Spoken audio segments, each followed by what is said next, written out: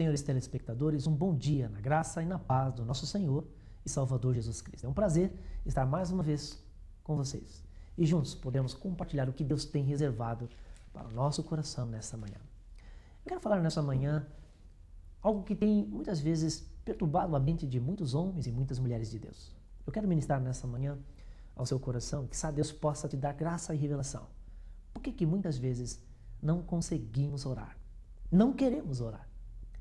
Parece-me que as nossas orações cessaram, chegaram ao fim.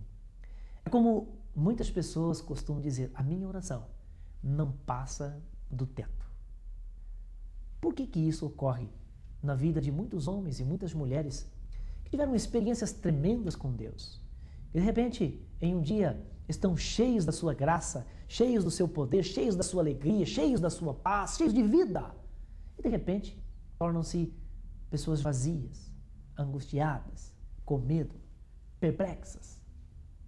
Parece-me que as orações chegaram ao fim.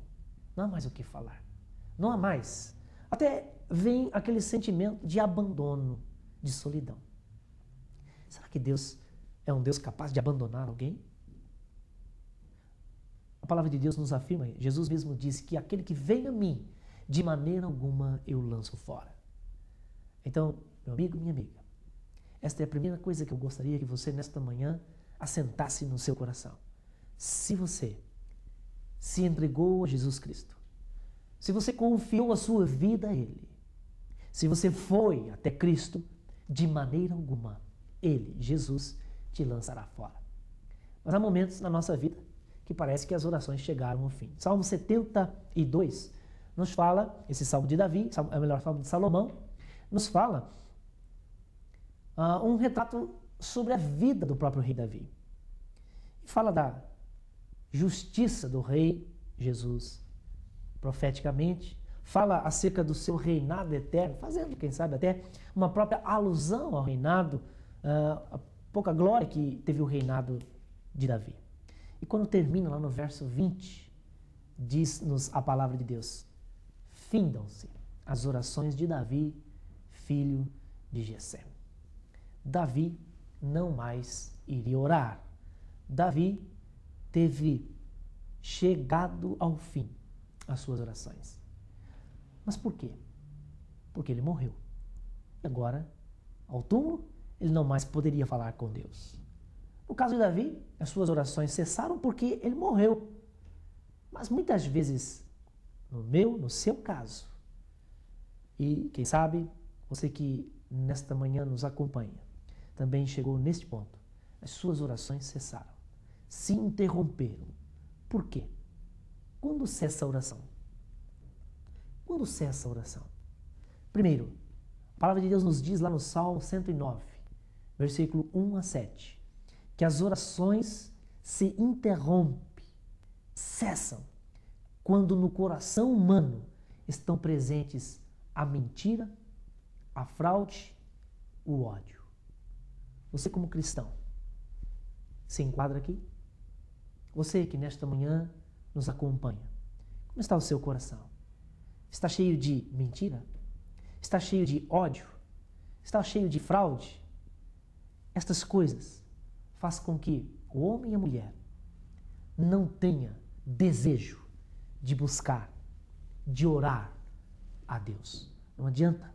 Você pode até ir para o culto, você não vai conseguir ficar lá dentro. Você pode tentar louvar, você não vai conseguir, porque dentro do seu coração há ódio, há mentira. E você não vai poder ter comunhão com Deus e muito menos com os irmãos.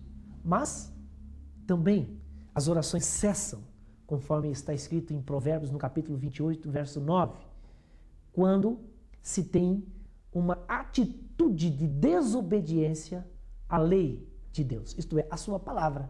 Você sabe aquilo que Deus quer para você.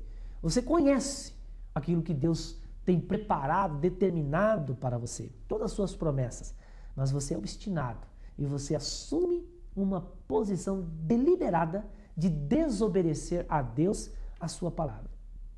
Isso o torna abominável perante Deus. Desobediência foi o fato de ter levado Adão a perder o paraíso. E desobediência é o fato de ter levado muitos homens e mulheres de Deus a perder a vida com Deus, a presença de Deus. Portanto, não conseguem orar.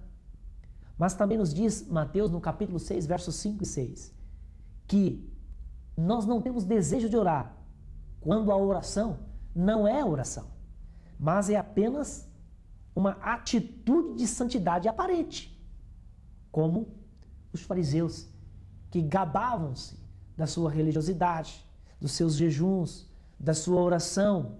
Isso não era oração, era um desempenho de religiosidade. Quando o nosso coração está cheio de algo que quer fazer com que apareçamos diante dos homens, isso não é oração, isso é desempenho religioso. Isso impede de termos comunhão com o Pai. Mas Mateus também no capítulo 6, versículos 7 e 8 nos diz que nós não temos desejo de orar quando a oração é apenas um falar mecânico. É algo que tornou-se reza. É algo que está tão decorado que não faz mais sentido. Não tem sentido. Não é expressão de sentimento, de vida, de vivência. Oração é você colocar para fora aquilo que está dentro de você. Aquilo que está apertando o seu ser, sua alma. Ou aquilo que tem alegrado o seu ser. Isso é oração. É falar com Deus, como nesta manhã estou falando com você. Mas Marcos, no capítulo 11, verso 25, nos diz também que as orações cessam, que o homem, a mulher de Deus não sente desejo de falar com Deus quando a amargura está presente, ardendo dentro de nós. Quantas pessoas hoje são amarguradas, vivem, conforme já falamos também, em ódio, em rancor, em mágoas, por causa de feridas, de cicatrizes do passado. Você precisa liberar perdão e ser perdoado. Mas ainda, 1 Pedro, no capítulo 3, verso 7, nos fala algo importantíssimo. Por que as orações de muitos cristãos têm cessado? Por que a oração de muitas famílias cristãs não chegam diante de Deus? É porque a relação familiar que hoje estão vivendo e vivenciando simplesmente promovem discórdia. Será que provavelmente isso não tem acontecido também com você em sua casa? A discórdia na sua casa? Você, esposo e esposa, tem se entendido? Vocês, filhos, têm se entendido com seus pais? Quando a relação familiar virou simplesmente discórdia, as orações não podem chegar, nós não conseguimos falar com o Pai. E, encerrando, Pedro ainda nos fala, na sua primeira carta, no capítulo 4, verso 3 a 7, que quando a nossa vida está dominada pela impureza, as nossas orações não chegam diante do Pai. Porque isso traz culpa ao coração do homem.